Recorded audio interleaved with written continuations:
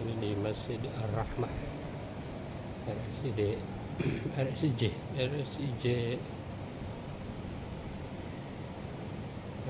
Cempaka Putih, Jakarta. Oke, megah dan cukup besar ya.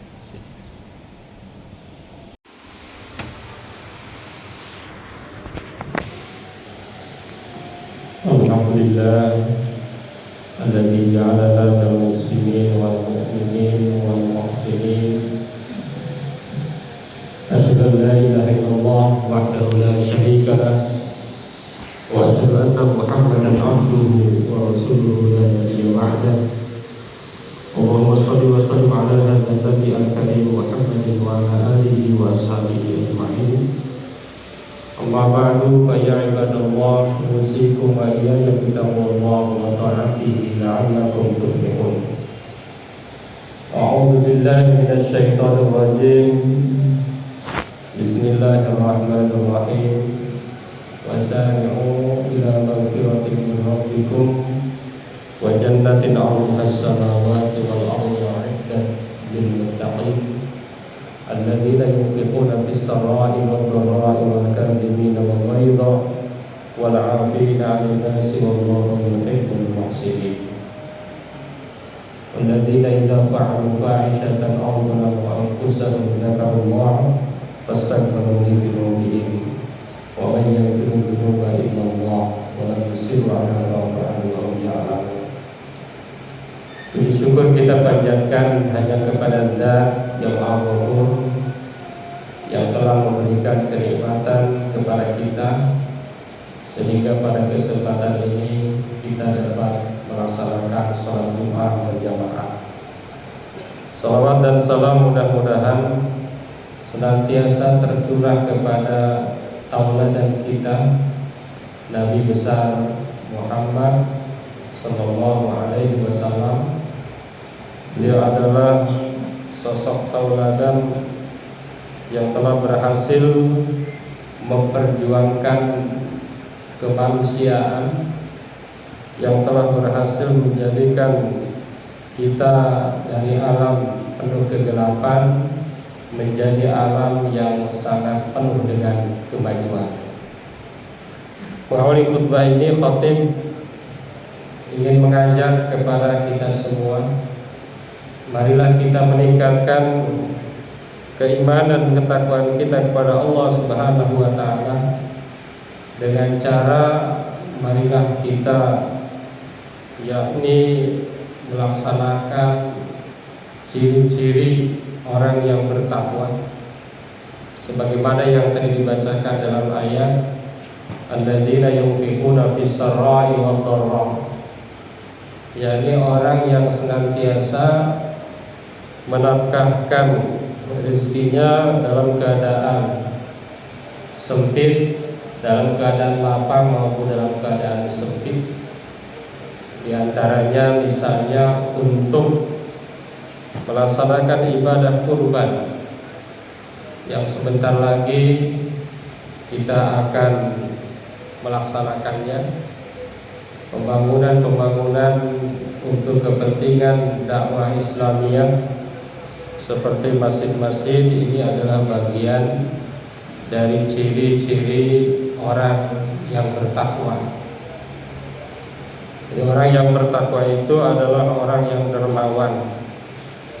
Jadi kalau tidak dermawan maka sulit bisa dikatakan sebagai seorang yang bertakwa. Kita bisa bertanya kepada diri kita, apakah kita sudah dermawan? Kalau belum dermawan berarti kita masih jauh dari predikat seorang yang bertakwa. Karena Nabi Sallallahu Alaihi Wasallam juga adalah orang yang sangat dermawan. Nabi Sallallahu Alaihi Wasallam menurut kisahnya hartanya adalah 1.217 kilogram emas. Jadi Nabi Sallallahu Alaihi Wasallam hartanya sekitar 1 triliun lebih. Tapi apa yang terjadi dengan Rasulullah? Infak Rasulullah Shallallahu Alaihi Wasallam itu 1.251 kilogram emas, bukan gram ya, kilogram emas.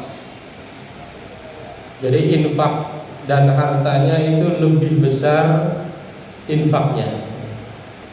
Kira-kira mungkin 60% dari harta Rasul itu untuk infak.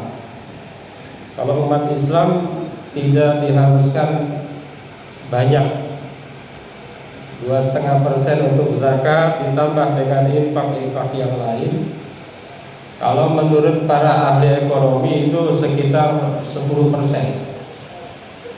Jadi harta kita, penghasilan kita itu akan membuat hidup ini indah kalau 10% itu digunakan untuk kepentingan sosial. Termasuk di dalamnya tadi ada zakat, ada kurban, ada ikut membangun masjid, membantu saudara-saudara yang membutuhkan, sedekah, dan ibadah-ibadah yang lainnya. Hadirin jamaah Jumat yang berbahagia, jadi jelas sekali ciri seorang yang bertakwa itu adalah seorang yang senantiasa menginfakkan rezekinya. Alladzina yunfiquna fis sarra'i wad dharra, senantiasa menginfakkan rezekinya baik dalam keadaan lapang maupun dalam keadaan sempit. Jadi tidak ada alasan lapang atau sempit. Mau lapang dia infak, mau sempit dia infak. Itulah seorang yang bertakwa. Hadirin jamaah Jumat yang berbahagia, sebentar lagi juga kita akan memasuki yakni ibadah kurban. Di dalamnya ada ibadah kurban, dan ternyata tujuan daripada kita melaksanakan ibadah kurban itu sebagaimana dalam Quran surat Al-Hajj itu agar kita menjadi al-mukhbitin, menjadi manusia al-mukhbitin, menjadi manusia yang militan, menjadi manusia yang betul-betul beriman. Para ahli tafsir menafsirkan kata al-mukhbitin, misalnya Mujahid menyebutkan al-mutmainnina ilallahi azza wa jalla, orang yang senantiasa tenang, orang yang senantiasa damai bersama Allah Subhanahu wa taala. Mutmainnin, tumaninah, orang yang senantiasa bahagia bersama Allah Subhanahu wa taala, orang yang senantiasa berada di sisi Allah. Al-mukhbitin. Ada pendapat lain, al-mukhbitin adalah al-khashi'in, orang yang senantiasa khusyuk, orang yang senantiasa khusyuk. Al-mukhlisin, orang yang senantiasa ikhlas. Ar-raqiqah qulubuhum, orang yang senantiasa lembut hatinya, itu orang yang berkorban. Targetnya itu alladzina la yadhlimuna wa idza zalamu lam yantasiru, zulimu lam yantasiru, mereka senantiasa tidak pernah zalim. Ini adalah mukhbitin sebagai target daripada seorang yang berkurban. Ternyata orang yang berkurban ini targetnya tadi al-mukhbitin. Apa itu al-mukhbitin? Dalam ayat selanjutnya dijelaskan, alladzina idza dzukirallahu wajilat qulubuhum, yaitu orang-orang yang ketika disebut Allah wajilat qulubuhum, hatinya bergetar. Hatinya bergetar kepada Allah ketika disebut nama Allah, ketika mendengar adzan, ketika dibacakan ayat-ayat Al-Quran, hatinya bergetar. Ketika disampaikan pesan-pesan ilahi, hatinya bergetar. Menurut para ahli tafsir, yang dimaksud dengan bergetar itu adalah takut kepada Allah, takut kalau seandainya kurbannya ini tidak maksimal. Kurban si kurban, takut kalau kurbannya nyari yang paling kecil. Padahal di dalam kisahnya wa fadainahu bidzibhin adzim. Kemudian Allah ganti domba itu dengan sembelihan yang besar. Tetapi kita masih takut, khawatir apa yang kita korbankan jangan-jangan yang masih kecil, terlalu kecil. Cari yang paling murah, itu takut. Orang yang beriman, orang al-mukhbitin itu harus sampai begitu. Takut kalau misalnya membantu pembangunan masjidnya masih kurang. Padahal membantu masjid itu adalah salah satu di antara sedekah jariyah. Sedekah jariyah itu adalah sedekah yang pahalanya akan terus mengalir meskipun orang tersebut sudah tiada. Jadi pahalanya akan mengalir kepada orang yang sudah wafat. Di antaranya adalah sedekah jariyah, di antaranya adalah ikut berpartisipasi membangun masjid. Dzukirallahu wajilat qulubuhum. Melihat masjid misalnya belum selesai, bergetar hatinya. Nah, itu di antara al-mukhbitin. Cirinya itu. Melihat di samping jalan banyak domba-domba kok belum habis, nah, ini bergetar. Rasanya pengen sebanyak-banyaknya berkurban. Meneladani kisah Nabi Ibrahim, meneladani Nabi Ismail, dan juga apa yang dilakukan oleh Rasulullah Shallallahu Alaihi Wasallam. Yang kedua, orang al-mukhbit itu cirinya adalah wasabirina ala ma asabahum. Orang al-mukhbitin, orang yang berkurban itu menjadi orang yang militan itu. Yang kedua, orang yang senantiasa bersabar ala ma asabahum, yang menimpa mereka. Kalau menurut hadis sabar itu ada 3. Yang pertama sabar menghadapi musibah. Yang kedua sabar dalam menjalankan ketaatan. Itu sabar. Sabar dalam musibah. Yang kedua sabar dalam menjalankan ketaatan. Yang ketiga sabar dalam menghindari maksiat, menghindari dosa.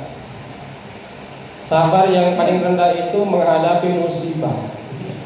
Ketika ada musibah dia bersabar. Itulah seorang yang mukhbitin, orang yang telah berkurban dan sukses kurbannya, ya, dia akan menjadi mukhbitin. Sabar menghadapi ujian apapun, karena Allah tidak akan memberi ujian melebihi batas kemampuan seseorang. Sabar level 2 adalah menjalankan ketaatan. Sabar sholat. Sholat itu berat. Kalau yang kurang sabar, sengaja sholatnya di akhir-akhir. Kita harus sabar. Sabar berkurban. Kita mungkin berkurban panas-panasan, ikut nyembelih dan lain sebagainya. Sabar. Sabar membangun masjid. Sabar mendirikan fasilitas yang bermanfaat bagi umat,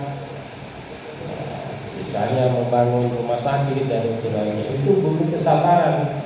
Itu adalah sabar level 2. Sabar yang paling tinggi dan yang paling berat dilakukan oleh seorang muslim adalah sabar menghadapi kemaksiatan. Itu ternyata menurut hadis itu adalah sabar yang paling berat.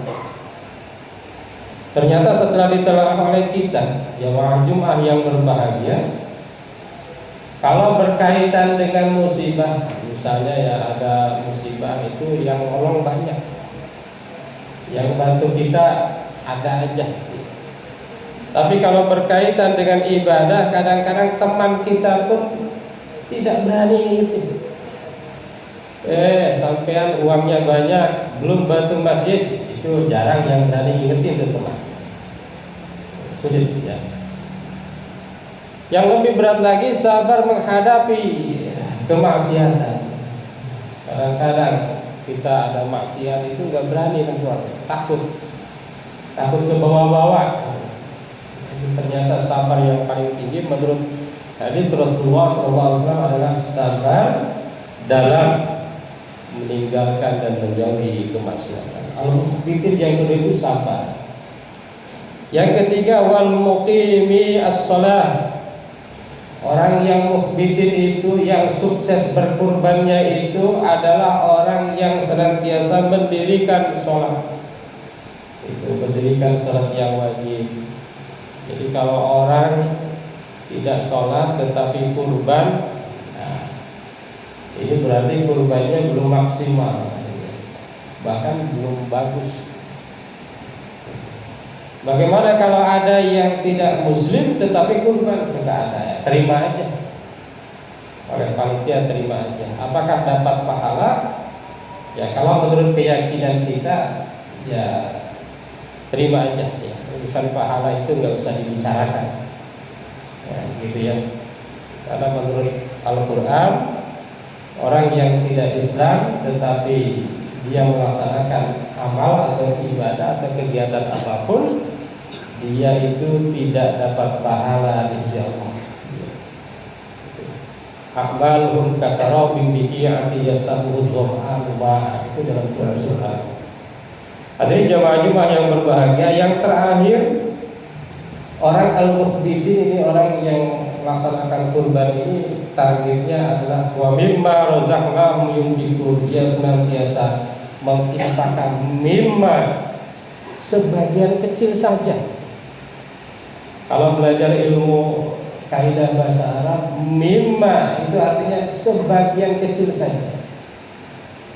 Kalau Rasulullah infaknya 60%, ya umat Islam kita 10% juga udah luar biasa. Wa mimma razaqnahum yunfiqun, menginfakkan sebagian dari rezekinya, itulah diantara ciri orang al-mukhbitin. Hadirin jamaah Jumat yang berbahagia, di bulan Dzulhijjah ini sebentar lagi kita akan melaksanakan ibadah kurban.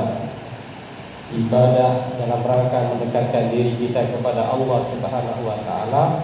Target dari ibadah kurban itu bukan sekedar menyembelih, tetapi yang lebih penting adalah menjadikan kita seorang al-mukhbitin, seorang muslim militan, bukan muslim yang KTP saja.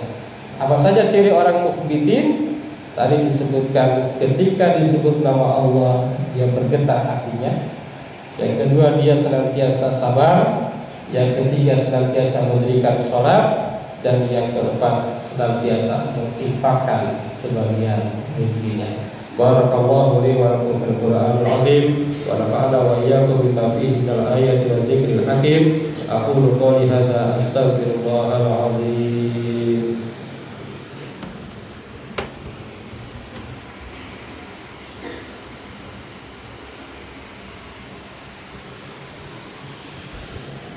Alhamdulillah alladzi kataba 'ala nafsihi rahmah wa amarna bi imtisali ma'muratihi wa ijtinabi manhiyatihi muddatal hayat. Asyhadu an la ilaha illallah wahdahu la syarika lah wa asyhadu anna Muhammadan abduhu wa rasuluhu ila yaumil qiyamah. Allahumma shalli wa sallim ala hadzal nabi al-karim Muhammadin wa ala alihi wa ashabihi ajma'in.